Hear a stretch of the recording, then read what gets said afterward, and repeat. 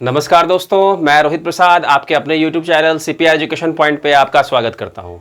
जैसा कि बच्चों आप लोग को याद होगा कि पिछले क्लास में हम लोगों ने प्रतिबिंब का निर्माण मतलब इमेज फॉर्मेशन का हम लोगों ने पढ़ा था, और वो भी हम लोगों ने पढ़ा था अवतल दर्पण पे, कॉन्केव मिरर पे, जहाँ पे हम लोग को छः इमेज फॉर्मेशन पढ़ने थे कि इमेज कहाँ कहाँ बनेगा, जब हम लोग वस्तु को कहाँ कहाँ रखेंगे। उसमें हम लोगों ने देखा था सी पे रख करके, इन्फिनिटी पे रख करके, सी और एफ के बीच में रख करके, फिर एफ पे रख करके, फिर उसके बाद एफ और पी के बीच में रख करके।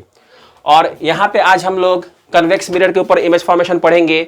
और मैं आपको बता दूं कि यहाँ जैसे वहां पे हम लोगों ने 6 केसेस को पढ़े थे, यहाँ पे सिर्फ हम लोगों को 2 केस ही पढ़ने हैं, केस 1 और एक हो जाएगा आपका केस 2, जिसको मैं अलग अलग स्लाइड में आपको दिखाऊंगा कि हम लोग को कहां कहां रखना है ऑब्जेक्ट को, और उससे उसका इमेज कहां बनेगा, उसका प्रतिबिंब कहां बनेगा। तो आइए आज हम लोग शुरू करते हैं इसको। और सबसे पहले आपको याद होगा ही कि कन्वेक्स मिरर बोलते किसको है। तो ध्यान दें, अगर इमेज की अगर बात करें, इसका फिगर कैसा बनता है, तो आप लोगों को याद होगा कि उल्टा सी लिख दे, है ना। और एक चीज याद रखेंगे कि इसका रिफ्लेक्टिंग सरफेस जो होता है, जहां से लाइट रिफ्लेक्ट करता है, वो मिरर के मतलब दर्पण के पीछे होता है। तो ये आप देख पा रहे होंगे, ये क्या हो गया, ये आपका एक कन्वेक्स मिरर है। और आप जानते हैं कि जब कन्वेक्स मिरर के मिड पॉइंट को क्या बोलते हैं, इसको पोल बोलते हैं। और जहां से इसको हम लोग काट करके अलग करते हैं स्फेरिकल मिरर से, गोल दर्पण से, उसको हम लोग बोलते हैं सेंटर ऑफ कर्वेचर, या आप इसको रेडियस ऑफ कर्वेचर भी बोलते हैं।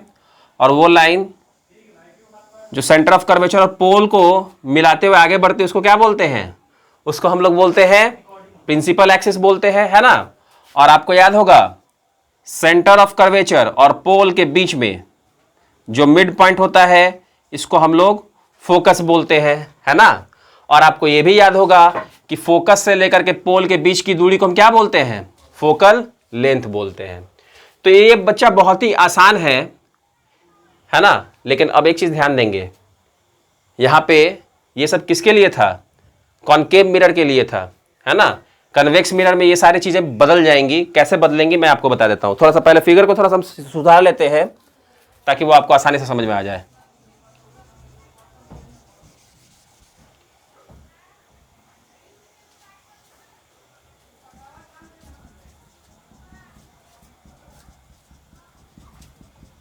ये हो गया आपका कनकेव मिरर, है ना, और ये हो गया आपका पोल, ठीक है।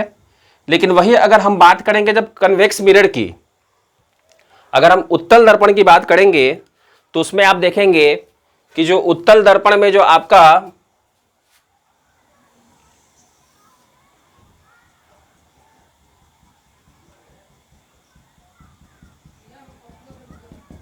ठीक है, ये पोल रहेगा, बिल्कुल सही, इसमें कोई डाउट नहीं, यहीं पर रहेगा। लेकिन इसमें बाकी की जो चीज़ें हैं वो मिरर के इधर साइड होती हैं, और यहाँ बीच में एफ होता है, ठीक है। तो ये चीज़ थोड़ा क्लियर करना था। ये कब कब था, कॉन्केव मिरर पे ये था,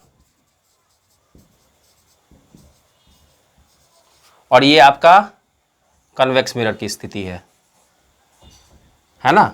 तो जरा आप इस फिगर को देख ले, उसके बाद फिर हम लोग शुरू करते हैं आगे। आप दोनों फिगर को देख ले, ये याद रखेंगे बिल्कुल अच्छे तरीके से, जिससे आपको इमेज फॉर्मेशन में आसानी होगी। आइए अब हम लोग इमेज फॉर्मेशन करते हैं। और सबसे पहले हम लोग ऑब्जेक्ट को यानी कि वस्तु को रखेंगे कहाँ, पोल और इन्फिनिटी यानी कि अनंत के बीच में कहीं भी, ठीक है। तो आइए, पहला केस यही है, इसमें बात 2 ही केसेस हमको पढ़ने हैं।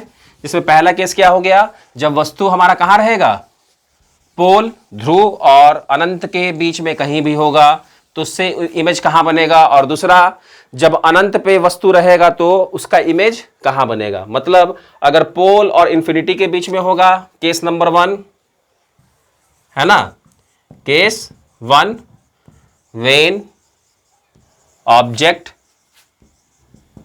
प्लेस्ड एट नहीं, प्लेस्ड बिटवीन P एंड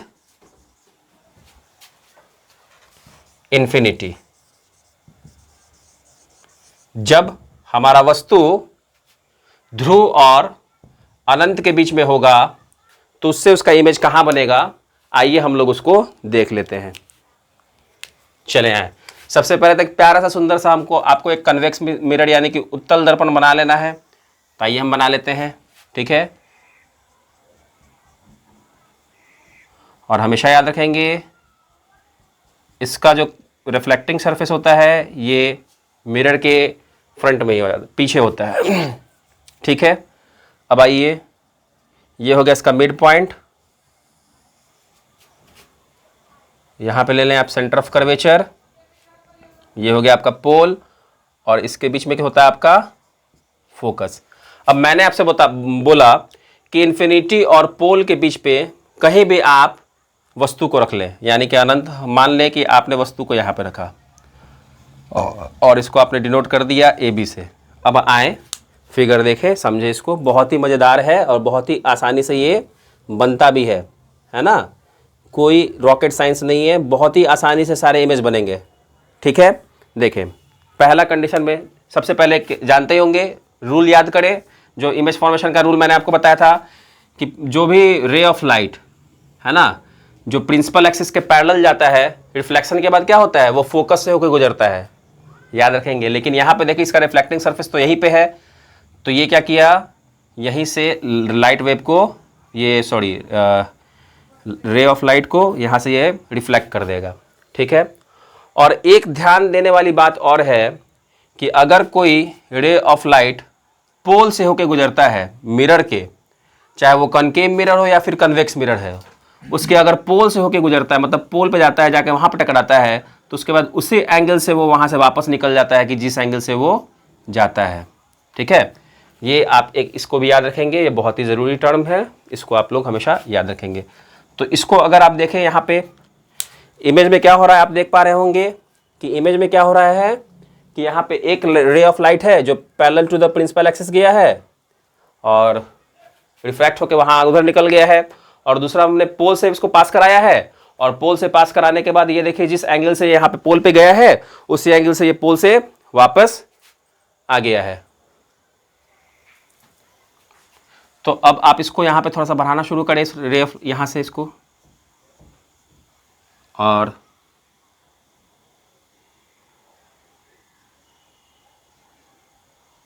अगर आप इसको भी मिलाते आगे बढ़ाएंगे तो आप देखेंगे क्या कि यहाँ पे आकर के मिल रहा है ना।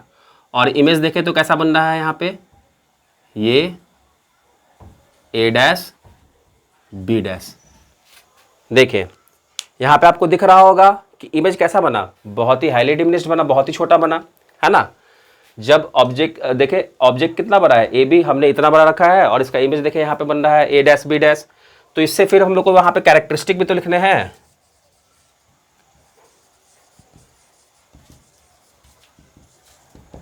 और इसके कैरेक्टरिस्टिक फिर वही चीज़, पहला देखें, पहला इमेज कहाँ बन रहा है, मिरर के आगे बन रहा है या मिरर के पीछे बन रहा है। तो देखें यहाँ पे image form behind the mirror, image जो बन रहा है कहाँ बन रहा है, बिहाइंड द मिरर,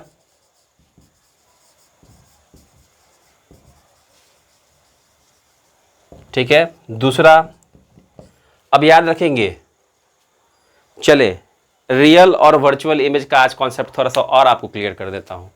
जैसे कि ये क्या है, ये हमारा अगर मिरर है तो मिरर के जहाँ पे अगर मान लें यहाँ पे मैं खड़ा हूँ, यहाँ पे मैं खड़ा हूँ, 6 फीट का हूँ इसलिए थोड़ा लंबाई अपनी दिखा रहा हूँ, है ना। यहाँ पे मैं लिख देता हूँ रोहित, मैं यहाँ खड़ा हूँ, ठीक है, और मेरा इमेज बन रहा है यहाँ पीछे, ठीक है, रोहित डैश लिख देता हूँ। देखें तो ये मैं यहाँ पे अपने रियल वर्ल्ड में खड़ा हूँ ना, यहाँ पे ये क्या है, ये मेरा रियल वर्ल्ड है, यहाँ पे मैं खड़ा हूँ, ये मेरा अपना रियल वर्ल्ड है। और यहाँ जो इमेज जो बना है ये कहाँ बना है, मिरर के पीछे बना है, यानी कि वो वर्चुअल एक दुनिया है ना। वर्चुअली अभी आप क्लास कर रहे हैं कि नहीं, यहाँ पे भी मैं वर्चुअली आपके सामने खड़ा हूँ और आप वर्चुअली बैठ के आप क्लास कर रहे हैं घर पे। तो वर्चुअल का मतलब क्या होता है, वैसा इमेज जो मिरर के पीछे बनता है उसको क्या बोलते हैं हम लोग, वर्चुअल इमेज बोलते हैं। तो यहाँ पे आप देख ही पा रहे होंगे कि यहाँ पे इमेज कैसा बन रहा है, यहाँ पे इमेज, अगर वही इमेज हमारे रियल साइड में बनता, हमारे पर्सनल लाइफ जहाँ पे मैं खड़ा हूँ उधर साइड में अगर बनता तो वो क्या रहता है रियल इमेज, लेकिन यहाँ पे बना है तो ये क्या कहलाएगा वर्चुअल इमेज। तो इमेज जो बना है क्या है, इमेज इज वर्चुअल, है ना। वर्चुअल क्यों, क्योंकि इमेज के मिरर के पीछे बना है। और देखिए ये सीधा है, उल्टा नहीं है, ये सीधा है, तो सीधा के लिए हम लोग लिखते हैं image is virtual and erect, ठीक है। और तीसरा इसमें आप देख लेंगे, तीसरा आप देखें कि इमेज का साइज कैसा है, तो आप देख पा रहे होंगे कि इमेज का जो साइज है बहुत ही छोटा है, तो image is highly diminished, image is highly diminished. Image कैसा बना है, बहुत ही छोटा बना है। तो ये था पहला कंडीशन जब हम लोगों ने इमेज को, सॉरी ऑब्जेक्ट को ध्रुव और अनंत के बीच में हमने प्लेस किया था, ठीक है। ये रोहित को हटा देता हूं, इसकी यहाँ पे कोई आवश्यकता नहीं है। आप इसको देख ले, ये इमेज देख ले, इसको उतार ले, आप इसका स्क्रीनशॉट ले लेंगे।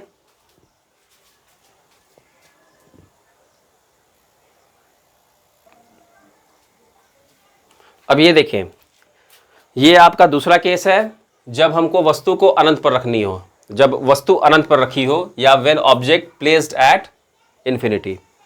तो फिर वही जब हमें इसका इमेज बनाना है, सबसे पहला काम हमने क्या करना है, खूब सुंदर सा हमें एक कन्वेक्स मिरर बनाना है, यानी कि उत्तल दर्पण बनाना है।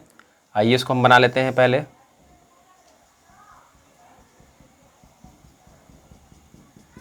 और जब कन्वेक्स मिरर है तो आप समझ ही पा रहे होंगे, इसका सेंटर ऑफ कर्वेचर, फोकस, ये सब दाहिने तरफ होता है, ठीक है। चले, मान ले कि अनंत पे यहाँ पे कोई ऑब्जेक्ट है, या मान ले कि अनंत से तो हम दिखा नहीं सकते हैं ना, अनंत को हम यहाँ बोर्ड पे कैसे दिखा सकते हैं, इन्फिनिटी को मैं कैसे शो कर सकता हूँ इस बोर्ड पे, नहीं कर सकता हूँ। तो मान ले कि एक रे ऑफ लाइट है जो यहाँ से ऐसे आ रही है, ठीक है, और एक रे ऑफ लाइट है जो इन्फिनिटी से यहाँ पे ऐसे आ रही है। थोड़ा छोटा करते हैं ताकि आपको ये दिख पाए। रिफ्लेक्शन के बाद ये ऐसे भाग जाएगी, है ना। और यहाँ भी आप देखें ऐसे आई, और इसके बाद फिर यहाँ से ये ऐसे चली गई, है ना, रिफ्लेक्ट होके सॉरी, क्योंकि इसका रिफ्लेक्टिंग साइड इधर साइड में ही है, तो यहाँ से रिफ्लेक्ट हो गई। अब इसको जब आप धीरे से आगे बढ़ाएंगे तो आप ये देखेंगे कि ये फोकस पे जाके मिल जाएगा। और देखें, मान लें कि यहाँ पे ऑब्जेक्ट बहुत बड़ी थी, और यहाँ पे इसका क्या हो रहा है, पॉइंट साइज एकदम फिगर यहाँ पे इमेज बन रहा है, वो भी कहाँ बन रहा है, फोकस के ऊपर बन रहा है। तो यहाँ पे फिर इसका हम कैरेक्टरिस्टिक यहाँ पे आसानी से लिख सकते हैं। कैरेक्टरिस्टिक मैं लिख देता हूँ, उसके बाद बोर्ड से हट जाऊंगा, आप इसका स्क्रीनशॉट ले लेंगे और इसको उतार लेंगे, ठीक है। पहला, फिर देखें आप इमेज कैसा कहाँ बन रहा है, behind the mirror, image formed behind the mirror, है ना। इमेज कहाँ बन रहा है, मिरर के पीछे बन रहा है, तो उसको मैंने यहाँ पे लिख दिया। दूसरा हो जाएगा, इमेज जो है कैसा है, इमेज इज उधर बना है ना, मिरर के दाहिने तरफ बना है, तो ये वर्चुअल इमेज है, तो image is virtual and erect, virtual and erect. और तीसरा देखें तो इसका साइज कैसा है, इमेज इज हाईली डिमिनिश्ड, है ना, बहुत ही छोटा है, पॉइंट साइज, हाईली डिमिनिश्ड। ये थे आपके characteristic of the mirror image. आप इसको यहां देख लें और स्क्रीनशॉट ले लें। ओके बच्चों, तो हम लोगों ने इमेज फॉर्मेशन पढ़ लिया, कनकेव मिरर पे भी पढ़ लिया, कन्वेक्स मिरर पे भी पढ़ लिया। अब आप लोग राहत की सांस ले रहे होंगे, तो अभी राहत की सांस लेने की जरूरत नहीं है, अभी लेंस बाकी है ना। लेंस में भी फिर हमको कनकेव लेंस के लिए और कन्वेक्स लेंस के लिए अलग अलग इमेज फॉर्मेशन पढ़ना है। और ये क्यों जरूरी है आपके लिए, तो जब हम लोग क्वेश्चन बनाना शुरू करेंगे, अभी जब मिरर फॉर्मूला हम लोग पढ़ लेंगे, उसका जब हम लोग क्वेश्चन बनाना शुरू करेंगे तो आपको दिखेगा कि ये इमेज फॉर्मेशन जो है इसकी क्या आवश्यकता है। उसको शुरू करने के पहले आइए एक छोटी सी टॉपिक है जिसको हम लोग कर लेते हैं, देख लेते हैं, पढ़ लेते हैं पहले, उसका नाम है uses of concave and convex mirror. मतलब कि कनकेव मिरर है ना, अवतल दर्पण, और कन्वेक्स मिरर उत्तल दर्पण के उपयोग कहां कहां होते हैं। अगर हम बात करते, पहले मैंने कनकेव लिखा तो पहले हम कनकेव मिरर की ही बात कर लेते हैं। तो आप देखते होंगे कनकेव मिरर का इस्तेमाल सैलून में होता है। हाँ, ये वही सैलून है जहाँ पे हम लोग बाल और दाढ़ी कटवाने जाते हैं, बनवाने जाते हैं, है ना। एक्चुअली आपने देखा होगा कनकेव मिरर पे, याद करें जरा इमेज फॉर्मेशन जरा, कि जब हम लोगों ने ऑब्जेक्ट को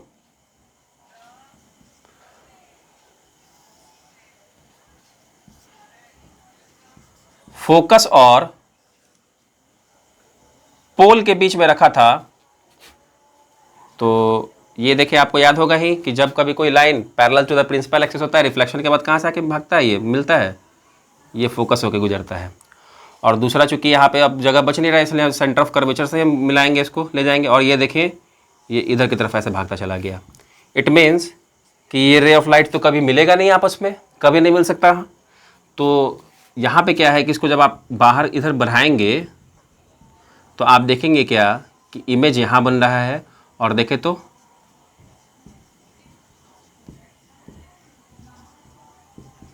इमेज आपने ऐसा रखा था, सॉरी ऑब्जेक्ट आपने ए बी ऐसा रखा था, और इमेज देखें इसका ए डैश बी डैश बड़ा बना है।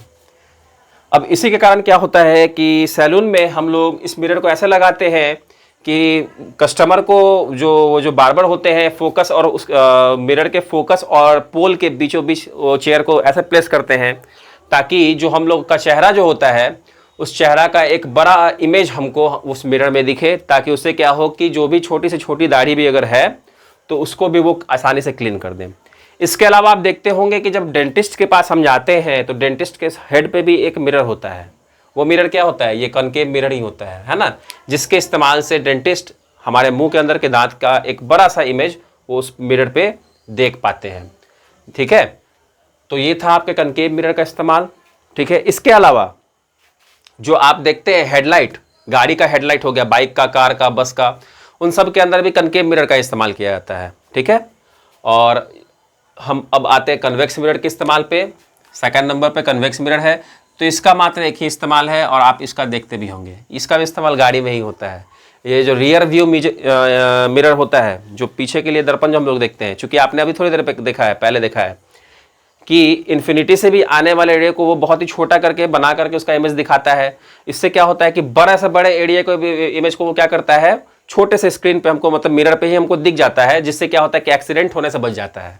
पीछे से कोई भी गाड़ी आती है, वो दूर से भी आती हुई गाड़ी हमको उस मिरर में दिख जाती है। ठीक है, इसलिए हम लोग कनकेव और कन्वेक्स मिरर का इस्तेमाल, कनकेव मिरर का इस्तेमाल सैलून में होता है, डेंटिस्ट करती हैं, और गाड़ियों के हेडलाइट में होता है, और वहीं कन्वेक्स मिरर का इस्तेमाल रेयर व्यू मिरर के रूप में की जाती है। ठीक है बच्चों, तो ये एक छोटा सा इसका ये था, ये हम लोग देख लिए। अब आइए, अब हम लोग तुरंत पढ़ेंगे मिरर फॉर्मूला के बारे में, है ना। और मिरर फॉर्मूला शुरू करने के पहले एक साइन कन्वेंशन है, न्यू कार्टेशियन साइन कन्वेंशन, उसको भी थोड़ा हम लोग देख लेते हैं। और न्यू कार्टेशियन साइन कन्वेंशन हम लोग लेते कहाँ से हैं, जरा उसको भी हम लोग देख लेते हैं, फिर हम लोग मिरर का फॉर्मूला के ऊपर आते हैं।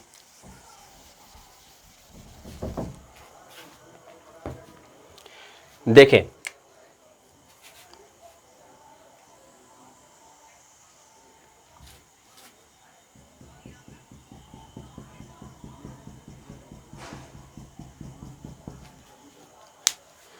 हम लोग पढ़ रहे हैं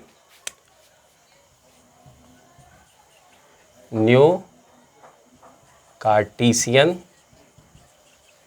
साइन कन्वेंशन। इसका बहुत बड़ा इस्तेमाल है ना, इसका बहुत बड़ा इस्तेमाल है, तो इसको आप अच्छे से समझेंगे। ये समझ में आ गया तो सारा न्यूमेरिकल आपका यहाँ से बनेगा, और विदाउट बिना किसी गलती के बनेगा, और आपको फुल में फुल मार्क्स मिलेंगे। आप जानते होंगे कि ये मिरर का क्या होता है, पोल होता है। ठीक है, ये सेंटर ऑफ कर्वेचर या रेडियस ऑफ कर्वेचर, आप जो बोल लो, है ना। चलें देखें, पहला चीज़ याद रखेंगे कि मिरर में आप ऑब्जेक्ट के डिस्टेंस को नापें, है ना, या इमेज डिस्टेंस को नापें, ये सब कहाँ से नापता है? इन सब को हम लोग पोल से नापते हैं, है ना। और ऑब्जेक्ट डिस्टेंस को U से इंडिकेट करते हैं और इमेज डिस्टेंस को V से इंडिकेट करते हैं। तो ये आप याद रखेंगे, ठीक है। अगर मान ले मैं आपको बोल रहा हूँ कि ये यहाँ पे मैंने प्लेस कर दिया, यानी कि अगर मैं बोल रहा हूँ कि ये मैंने एक ऑब्जेक्ट को कनकेव मिरर है, कनकेव मिरर से 25 सेंटीमीटर पे रखा है, 25 सेंटीमीटर पे प्लेस किया। इसका मतलब क्या हो गया कि ये जो ऑब्जेक्ट जो है इस मिरर के पोल से, इस ऑब्जेक्ट ये जो है ये इस मिरर के पोल से ये 25 सेंटीमीटर के डिस्टेंस पे है। याद रखेंगे, इसलिए मैं बता रहा हूँ कि मिरर के अंदर आप इमेज डिस्टेंस को ले या ऑब्जेक्ट डिस्टेंस को ले, ये हमेशा हम कहाँ से नापते हैं? ये पोल से नापते हैं। मान लें कि इसका इमेज जो है यहाँ बन गया, और मान लें कि ये 5 सेंटीमीटर, जो भी आप अनुमान लगा लें, एक बस एक ऐसा सिनॉप्सिस, मतलब एक अनुमान लगाने की बात है। तो ये जो 5 सेंटीमीटर इंडिकेट किया, मैंने क्या किया है, ये इंडिकेट कर रहा हूँ कि ये जो इमेज जो बना है ये पोल से 5 सेंटीमीटर के डिस्टेंस पे ये इमेज बना है, ठीक है। तो पहला तो साइन कन्वेंशन यही कहता है, न्यू कार्टेशियन साइन कन्वेंशन में पहला नियम यही कहता है कि आप ऑब्जेक्ट डिस्टेंस को ले या इमेज डिस्टेंस को ले, वो कहाँ से नपेगा? वो जहाँ से भी उसका डिस्टेंस जो होगा हम हमेशा पोल से निकालेंगे, ठीक है। पहला तो ये चीज़ था जो मैंने आपको समझाया। अब दूसरा चीज़ जो समझने वाली बातें हैं ये देखेंगे आप।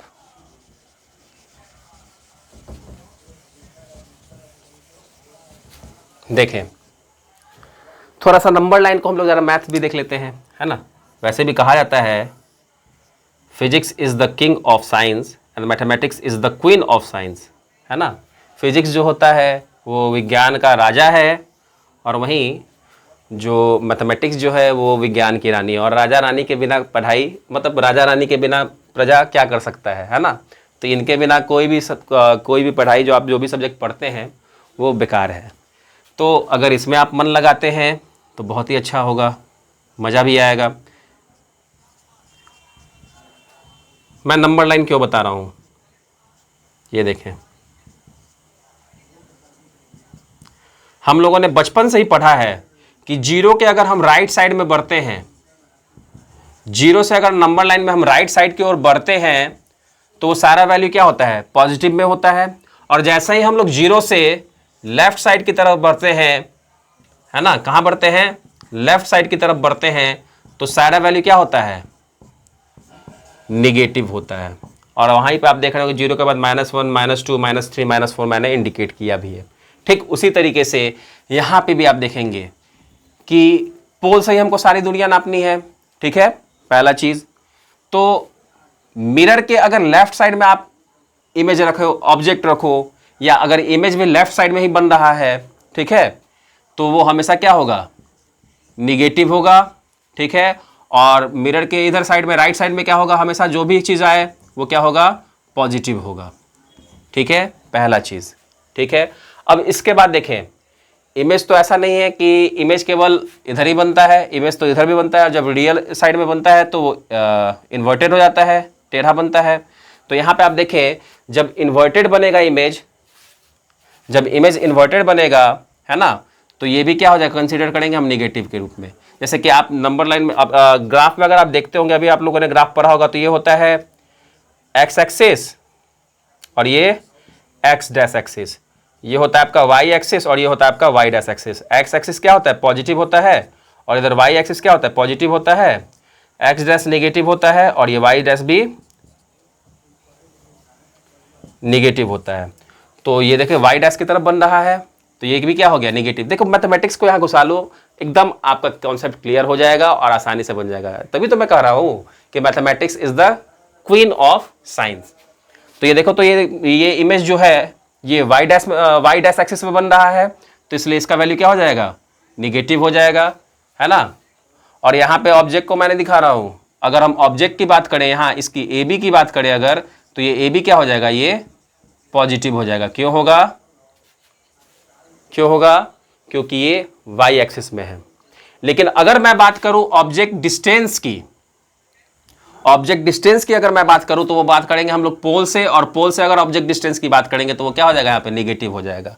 अभी तुरंत हम लोग लीनियर मैग्निफिकेशन पढ़ेंगे तो वहां पे आपको इसका कॉन्सेप्ट, ये निगेटिव और इसका ये पॉजिटिव जो है वहां पे हम लोग को देखना है, ठीक है।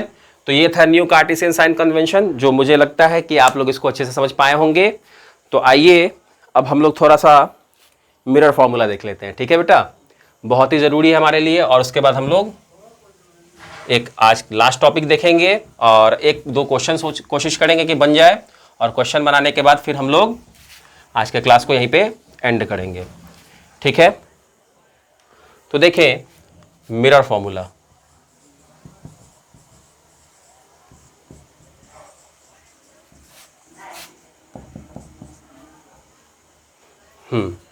मिरर फॉर्मूला को शुरू करने के बाद देखिए, जैसे मैंने वहाँ पे उस समय कनकेव मिरर बना के आपको न्यू कार्टेशियन साइन कन्वेंशन दिखाया है। थोड़ा सा अगर हम बात करें कन्वेक्स मिरर की, जरा उसको भी बात कर लेते हैं, है ना। तो ये आपका पोल हो गया, ये सेंटर ऑफ कर्वेचर हो गया, ये फोकस हो गया। अब देखें कन्वेक्स मिरर के लिए फोकस जो होगा वो हमेशा क्या होगा, पॉजिटिव होगा। क्यों? क्योंकि ये देखिए राइट साइड में है, ठीक है। वही अगर कनकेव मिरर के लिए हम बात करें, कनकेव मिरर के लिए अगर हम फोकल लेंथ को लेंगे तो ये क्या हो जाएगा, निगेटिव हो जाएगा। क्यों हो जाएगा? क्योंकि ये हमारे लेफ्ट साइड में है, ठीक है। नंबर सिस्टम वाला ही कॉन्सेप्ट याद रखेंगे, वो फटाफट आपके दिमाग में आ जाएगा। यहाँ पे पॉजिटिव क्यों है? क्योंकि ये राइट साइड में है, और यहाँ पे ये निगेटिव क्यों है? क्योंकि ये लेफ्ट साइड में है, ठीक है बच्चा। ये जरूरी था, मैंने सोचा कि आपको बता दूं ताकि क्वेश्चन बनाने में आपको प्रॉब्लम ना हो। तो याद रखेंगे कनकेव मिरर के लिए f1/f जो हम लोग वैल्यू पुट करने वाले हैं, अभी देखें। मैं पहले मिरर फॉर्मूला आपको बता दूं कि मिरर फॉर्मूला होता क्या है।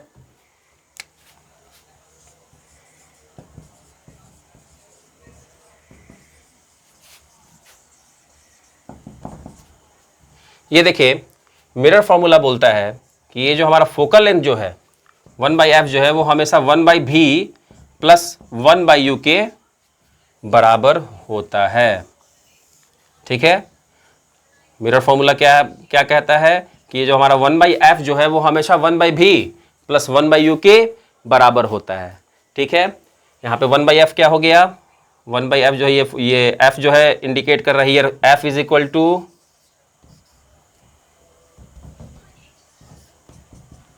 फोकल लेंथ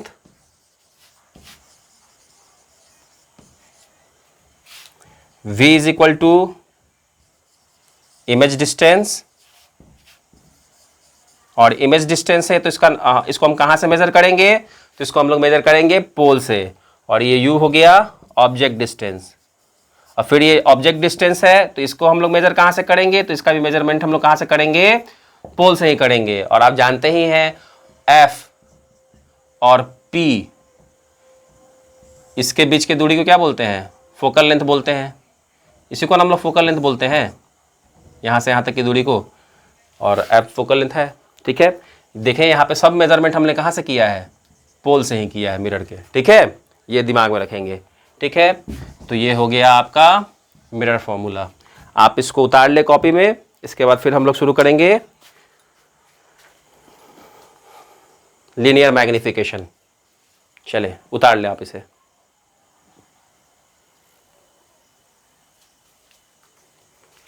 आइए बच्चों, अब हम लोग जरा लीनियर मैग्निफिकेशन को देख लेते हैं। तो आप देख रहे होंगे कि यहाँ पे मैंने डेफिनेशन लिख दिया है ना। देखें, linear magnification refers to the ratio of the size of the image form by the mirror so that of the size of the object. आप बिल्कुल भी चिंता ना करें, हिंदी में मैं आपको इसकी जरूर बताऊंगा। लीनियर मैग्निफिकेशन जो है ये क्या करता है, आपको एक रेशियो देता है। तो कैसा रेशियो देता है, रेशियो का मतलब अनुपात होता है, रेशियो का मतलब अनुपात होता है ना। तो ये आपको एक अनुपात प्रदान करता है किसके किसके बीच में, तो जो साइज होता है आपका इमेज का, साइज ऑफ इमेज है ना, 2:2 मतलब अनुपातिक किसके, साइज ऑफ ऑब्जेक्ट के, ठीक है। तो अगर इसको फॉर्मूला के रूप में हम दिखाएं तो इसको हम कह सकते हैं, साइज ऑफ इमेज को आप क्या लिख सकते हैं, height of image h e है ना, और height of object h o। तो यानी कि m जो होता है, m जो हो गया वो HE/HO। ये पहला फॉर्मूला हो गया आपका, है ना। इसमें आपको क्या देखने को मिल रहा है कि m जो है वो HE बराबर m is equal to HE/HO। और आप याद रखेंगे लीनियर मैग्निफिकेशन जो है ये एक यूनिटलेस क्वांटिटी है ना। इसका कोई अपना एक यूनिट नहीं होता है, ठीक है। और यहाँ पे एक हाइट के अलावा एक और भी है, जो लीनियर मैग्निफिकेशन जो है ये आपको एक और भी रेशियो प्रदान करता है। तो वह कहाँ, देखें, इमेज डिस्टेंस है ना बाय ऑब्जेक्ट डिस्टेंस, ठीक है। लेकिन जब आप बात करेंगे इमेज डिस्टेंस और ऑब्जेक्ट डिस्टेंस की, तो यहाँ पे फॉर्मूला में थोड़ा सा चेंजेस आ जाते हैं और यहाँ पे माइनस का साइन आ जाता है। तो m is equal to minus v by u और m is equal to H E by H O. ये दो फॉर्मूला आपके सामने हैं लीनियर मैग्निफिकेशन के, ठीक है बच्चा। और इन दोनों फॉर्मूला का किसका इस्तेमाल कहाँ पे करेंगे, क्वेश्चन में आपको खुद समझ में आ जाएगा। अगर क्वेश्चन के अंदर आपको हाइट ऑफ इमेज और हाइट ऑफ ऑब्जेक्ट में से कोई भी चीज दिया रहे तो वहां पे हम इस फॉर्मूले का इस्तेमाल करेंगे, और अगर नहीं दिया हो, आपको केवल इमेज डिस्टेंस और ऑब्जेक्ट डिस्टेंस दिया हो, तो वहां पे हम लोग इस फॉर्मूले का इस्तेमाल करेंगे। अब आइए बच्चों, इससे रिलेटेड अब हम लोग मिरर फॉर्मूला से रिलेटेड एक दो क्वेश्चन करते हैं और आज के अपने क्लास को हम लोग यहीं पे एंड करेंगे, ठीक है बच्चा। तो आइए पहला क्वेश्चन हम लोग लेते हैं, आपके एनसीईआरटी का ही क्वेश्चन है, जिसको मैं अभी यहां पे लिखता हूं आपके सामने और उसको बनाऊंगा ठीक है।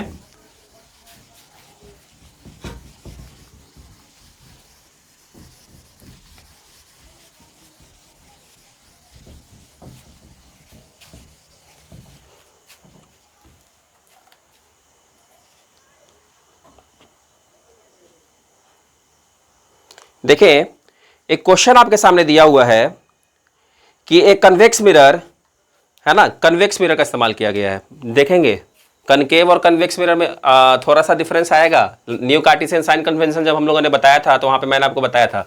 चले, क्वेश्चन दिया हुआ है, आइए बच्चों, ये क्वेश्चन है आपके एनसीईआरटी का, जिसको मैंने यहाँ पे लिखा है, और आइए इसको हम लोग सॉल्व करते हैं और देखें कि किस तरीके से हम लोग के क्वेश्चन को सारा इमेज फॉर्मेशन ये सब जो अभी इसमें इमेज फॉर्मेशन का तो जिक्र नहीं है, लेकिन अगर आप इमेज फॉर्मेशन नहीं करते हो, नहीं पता होता आपको, तो ये नेचर आप नहीं लिख पाते। और नेचर लिखने में लीनियर मैग्निफिकेशन भी बहुत मदद करता है। कैसे, वो मैं आपको भी तुरंत बताऊंगा। पहले तो हम इस क्वेश्चन को देख लेते हैं, फिर हम लोग इसके सोल्यूशन को करेंगे, ठीक है। देखिए क्या कह रहा है कि एक कन्वेक्स मिरर है used for rear view on an automobile. मतलब कि इसका इस्तेमाल, कन्वेक्स मिरर है तो आपको थोड़ी देर पहले हम बताए थे कि इसका इस्तेमाल रियर व्यू मिरर के रूप में होता है, और वो भी गाड़ियों में होता है। तो एक गाड़ी में लगी हुई है जिसकी रेडियस ऑफ कर्वेचर 3 मीटर दी हुई है। जो जो इंपॉर्टेंट टर्म्स है उसको मैं अंडरलाइन कर देता हूं ताकि आप आसानी से उसको समझ पाएंगे, ठीक है। रेडियस ऑफ कर्वेचर दिया हुआ है 3 मीटर की, है ना। If a bus is located at 5 meter from this mirror, मतलब कह रहा है कि गाड़ी में लगी हुई है जिसकी रेडियस ऑफ कर्वेचर कितनी दे रखी है, 3 मीटर दी हुई है, ठीक है। एक बस है जो मिरर से 5 मीटर पीछे है, ठीक है। तो कह रहा है find the position, nature and size of image. तो हमको क्या क्या करना है, पोजीशन निकालना है कि कहां पे उसका इमेज बनेगा, नेचर बताना है कि वर्चुअल है कि रियल इमेज बनेगा, और साइज बताना है, साइज ऑफ इमेज यानी कि लीनियर मैग्निफिकेशन। समझ में आ रहा है, अभी थोड़ी देर पहले हम लोगों ने डेफिनेशन इसका देखा है। साइज भी हमको बताना है।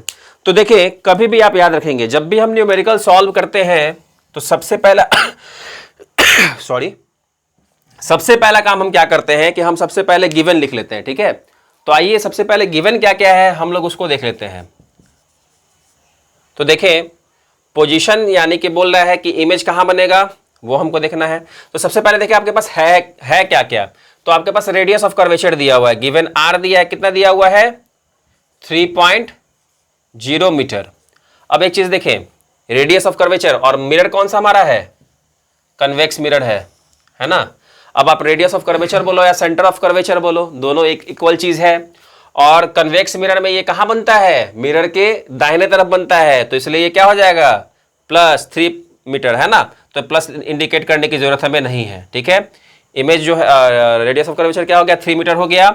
अब इसके बाद देखिए दूसरा क्या दिया है, if a bus is located at 5 meter away from this mirror, मतलब कि बस जो है वो मिरर से 5 मीटर पीछे है, यानी कि आपके पास u दिया हुआ है। u मतलब कि ऑब्जेक्ट डिस्टेंस, ये ऑब्जेक्ट का डिस्टेंस ही है ना, और ऑब्जेक्ट डिस्टेंस कितना है, 5 मीटर है।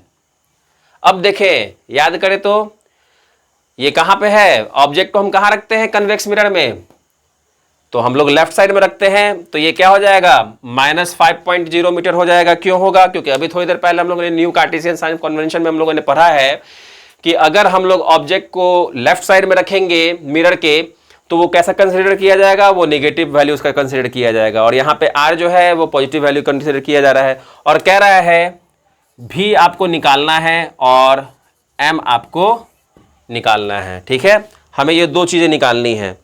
तो हमारे पास तो एक फॉर्मूला है कि 1/f is equal to 1/v plus 1/u, तो उस फॉर्मूला का इस्तेमाल करके तो हम v निकाल लेंगे।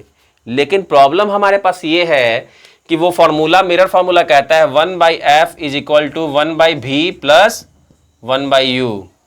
तो 1/f कैसे निकालेंगे हम? तो ये और भी आसान है। हम जानते हैं कि f जो होता है वो r/2 के बराबर होता है, तो इजी हो गया। तो r 3.0 मीटर है, तो इससे f बराबर कितना हो जाएगा? 3.0/2। तो ये कितना हो गया? 1.5 मीटर। तो 1.5 मीटर, और ये भी पॉजिटिव ही होगा। क्यों होगा? क्योंकि इसका फोकस भी जो होता है कन्वेक्स मिरर का वो राइट साइड में होता है मिरर के। ठीक है, तो ये चीजें हमारे पास आ गई। अब यहां से हम आसानी से मिरर फॉर्मूला का इस्तेमाल करके 1/v का वैल्यू निकाल सकते हैं। कैसे निकालेंगे? आइए इसको हम लोग अब थोड़ा सा सॉल्व कर लेते हैं। आई होप कि आप लोगों ने क्वेश्चन उतार लिया होगा। तो मैं जरा क्वेश्चन को इरेज कर देता हूं।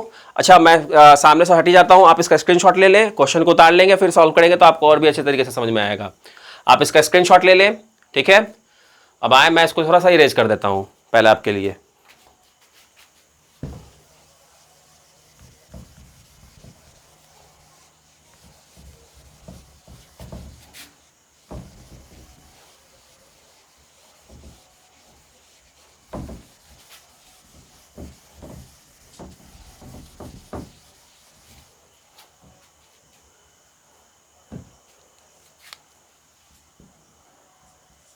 अब यहां से आप लिखना शुरू करेंगे, using mirror formula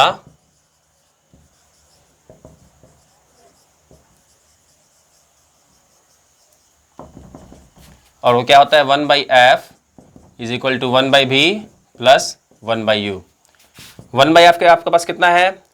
1/1.5 metre is equal to 1/v, ऐसे ही रहने देते हैं यहाँ पे, और मीटर को भी रहने दो, वो आखिरी में हम लोग लगा ही लेंगे। और 1/u देखें, u कितना आपके पास? -5 है ना, तो 1/-5 मीटर। ठीक है, तो ये क्या हो जाएगा? 1/v, और ये प्लस माइनस आपस में माइनस हो जाएगा, और 1/5 मीटर हो गया। ठीक है, चलो मीटर इंक्लूड कर ही लो। ठीक है, ये गिवन भी आप लोगों ने लिख लिया होगा। इस गिवन को भी मैं हटा देता हूं। मुझे क्या क्या निकालना है? हमने v का वैल्यू निकालना है और m बराबर वाट, ये सेकंड पोजीशन हमारा है ना, ये भी निकालते हैं थोड़ी देर में। आप ये गिवन जरूर लिख लेंगे। गिवन लिखने से आपको बार बार क्वेश्चन पढ़ने की जरूरत नहीं पड़ेगी। ठीक है, और क्वेश्चन में क्या क्या डिमांड किया है सॉल्व करने के लिए, उसको भी आप जरूर लिख लेंगे। ठीक है, तो अब ये देखें कि ये 1/v है और ये दो नंबर हैं आपस में, तो इन नंबर को आपस में एक तरफ कर देते हैं। तो ये क्या हो जाएगा? 1/1.5। सॉरी दोस्तों, लाइट चली गई थी जिसके कारण थोड़ी सी डिस्टर्बेंस हो गई थी। आइए हम लोग अपने न्यूमेरिकल को वहीं से आगे बढ़ाते हैं जहाँ पे हम लोगों ने छोड़ा था। तो आए, यहाँ मैं आपको बता रहा था कि यहाँ पे आपके पास दो नंबर हैं। इन दोनों नंबर को आप आपस में एक तरफ ले आओ, तो क्या हो जाएगा? ये देखो, 1/1.5 मीटर, और ये माइनस में है और इज इक्वल टू इधर साइड में आएगा, तो ये क्या हो जाएगा? ये प्लस में हो जाएगा। तो plus 1/5 meter is equal to 1/v। ठीक है, यानी कि अब हमको सीधे 1/v का वैल्यू निकालना है। तो 1.5 और 5 कैल्शियम कितना हो जाएगा? इस कैल्शियम 7.5 मीटर हो जाएगा, और यहाँ पे हो जाएगा 5 और प्लस यहाँ पे हो जाएगा 1.5। आप करके देख लें, 15 5 से 75 होता है, तो 1.5 में अगर आप 5 से मल्टीप्लाई करेंगे तो 7.5 वो आ जाएगा। ठीक है, और इस तरीके से 1/v का वैल्यू कितना आ रहा है आपके पास? 6.5/7.5 मीटर आ गया। लेकिन हमने तो v का वैल्यू निकालना है, 1/v का निकालना नहीं है। तो जब हम v का वैल्यू निकालेंगे तो ये देखिए, ये जो नंबर है आपस में पलट जाएगा, तो 7.5 चला जाएगा ऊपर और 6.5 आ जाएगा नीचे, और पॉइंट से पॉइंट को काट दें, और ये होगा 13 5 = 65, 15 5 = 75, मतलब 13 5 65 और 15 5 75। और इससे जब आप 13 से 15 को काटेंगे तो ये लगभग में 1.15 मीटर के अप्रॉक्स में आएगा। ठीक है, लगभग में 1.15 मीटर इसका आंसर होगा। यानी कि वही का वैल्यू कितना हो गया? इमेज डिस्टेंस क्या हो गया? यानी कि पोल से इमेज की जो दूरी बनेगी वो कितने पे बनेगी, 1.15 मीटर पे आएगा। और यहाँ पे देखें ये प्लस में आया है, यहाँ पे नेगेटिव में तो वैल्यू आया नहीं है, ये हमारा आंसर प्लस में आया है। ये प्लस का इंडिकेट कर रहा है कि कन्वेक्स मिरर में ये जो इमेज जो बना है ये मिरर के दाहिने तरफ बना है। ठीक है, अब इसके अलावा हम लोग को लीनियर मैग्निफिकेशन एम का वैल्यू भी निकालना था, और एम के लिए मैंने आपको दो फॉर्मूले दिए हुए हैं, HE/HO या फिर m is equal to -v/u। अब यहाँ पे हम किसका इस्तेमाल करेंगे, अब देखिए आप क्वेश्चन को देखेंगे तो आपको खुद ब खुद समझ में आ जाएगा। जब HE/HO का इस्तेमाल कहाँ करना था, मैंने जब बताया था कि आपको जब हाइट इमेज का दिया हो और ऑब्जेक्ट का हाइट दिया हो तब सब हम HE/HO का इस्तेमाल करेंगे। लेकिन अगर हाइट का जिक्र ही नहीं किया हो क्वेश्चन में तब हम क्या करेंगे, तो उस दौरान हम लोग m is equal to -v/u वाले फॉर्मूला का इस्तेमाल करेंगे। और अभी तुरंत मैं आपको बताऊंगा कि m को थोड़ी देर पहले मैंने आपको बताया था कि ये एक यूनिटलेस क्वांटिटी है। यूनिटलेस क्वांटिटी है, क्यों है अभी आपको तुरंत दिख जाएगा। देखिए वैसे मैं आपको बता दूं कि देखिए ये यूनिटलेस क्वांटिटी होने का कारण यही है क्योंकि हम लोग इमेज के डिस्टेंस को और ऑब्जेक्ट के डिस्टेंस को या हाइट को हम लोग किस में मेजर करते हैं, सेंटीमीटर में या मीटर में मेजर करेंगे, है ना। तो दोनों जगह अगर यहाँ पे भी मीटर आ गया, यहाँ पे भी मीटर आ गया, मीटर से देखें मीटर कट गया, इसलिए यहाँ पे कोई यूनिट बचेगा ही नहीं। दैट्स वाई यहाँ पे m क्या हो जाएगा, एक यूनिटलेस क्वांटिटी हो जाएगा। और हमको यहाँ पे फॉर्मूला इस्तेमाल करना है m is equal to -v/u। चले तो m इज इक्वल टू क्या हो जाएगा, -v का वैल्यू देखें तो आपका कितना आया है 1.15 मीटर, तो 1.15 मीटर लिख दें यहाँ पे। और देखें तो u का वैल्यू क्या होगा, तो अब आप देखें ऑब्जेक्ट जो था ये हमारे कनकेव मिरर में कन्वेक्स मिरर में सॉरी कहाँ रहता है, तो लेफ्ट साइड में रहता है। तो लेफ्ट साइड में रहने के कारण यहाँ पे -5 मीटर आ जाएगा। इस नेगेटिव साइन से ये नेगेटिव साइन कट गया और इस m से ये m कट गया। और आप जानते होंगे कि 23×5 जा 115 होता है ना, 23×5 115। तो अगर इससे काटे तो ये क्या हो जाएगा, 23 बार में ये कट जाएगा लेकिन 0 पॉइंट आगे आ जाएगा। ठीक है, तो 0.23। तो देखें तो लीनियर मैग्निफिकेशन क्या आ गया हमारा, m इज इक्वल टू +0.23 आया। इससे इसका क्या नेचर मिल रहा है, हमको मालूम चल रहा है, नेचर ये मालूम चल रहा है कि इमेज जो है वो वर्चुअल है और क्या है दूसरा, इरेक्ट है। ठीक है, और पहला तो हमको ये मालूम चल गया वर्चुअल एंड इरेक्ट नेचर इसका, और दूसरा क्या है कि इमेज जो है वो स्मॉलर देन ऑब्जेक्ट है। इमेज जो है वो क्या है, स्मॉलर देन ऑब्जेक्ट है। ठीक है बेटा, अब आई होप कि आप लोग जितने भी न्यूमेरिकल्स दिए हुए हैं आपके बुक में आप उसको सॉल्व कर सकते हैं।